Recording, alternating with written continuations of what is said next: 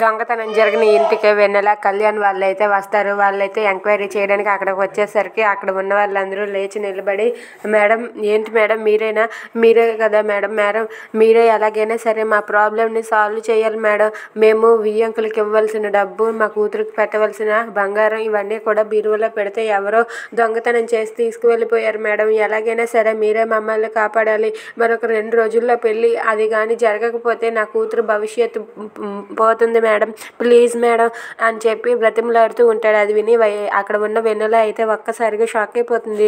ఏంటి ఈ బీహార్ గాడు క్యాటరింగ్ చేసినట్టుగా చేయొచ్చు కదా, మధ్యలో నన్నెందుకు ఇరికించాడు అని చెప్పి వెన్నెల అయితే కంగారు పడుతూ చూస్తూ ఉంటుంది. ఇక వాళ్ళైతే మేడం ప్లీజ్ మేడం ఎలాగైనా సరే మీరే మమ్మల్ని సేవ్ చేయాలి అని చెప్పి అంటూ ఉంటాడు. అది విని అక్కడ ఉన్న కళ్యాణ్ ఇలా అంటూ ఉంటాడు, ఏంటండి మీరు అంతలా బ్రతిమలాడుతున్నారు, మా మేడం గురించి మీకు తెలియదు అనుకుంటాను. మా మేడం ఒక్కసారి బరిలోనికి దిగారంటే ఆ దొంగ ఎవరో తెలియాల్సిందే, మీ డబ్బు బంగారం 2 సెకండ్లలో ఇక్కడ ఉండాల్సిందే అని చెప్పి అంటూ ఉంటాడు. అది విని వాళ్ళైతే ఒక్కసారిగా చాలా సంతోషిస్తూ ఉంటారు. అవును, మా వైష్ణవి మేడం బరిలోనికి దిగారంటే ఇక వాడి పని కథం అని చెప్పి అంటూ కళ్యాణ్ అయితే వెన్నెలని పొగిడేస్తూ ఉంటాడు. అది విని వెన్నెల అయితే ఏంటో ఇప్పుడు నేనేం చెయ్యాలో ఏంటో నాకు అస్సలు అర్థం కావట్లేదు, నాకు చాలా భయంగా ఉంది అని చెప్పి వెన్నెల కంగారు పడుతూ ఉంటుంది.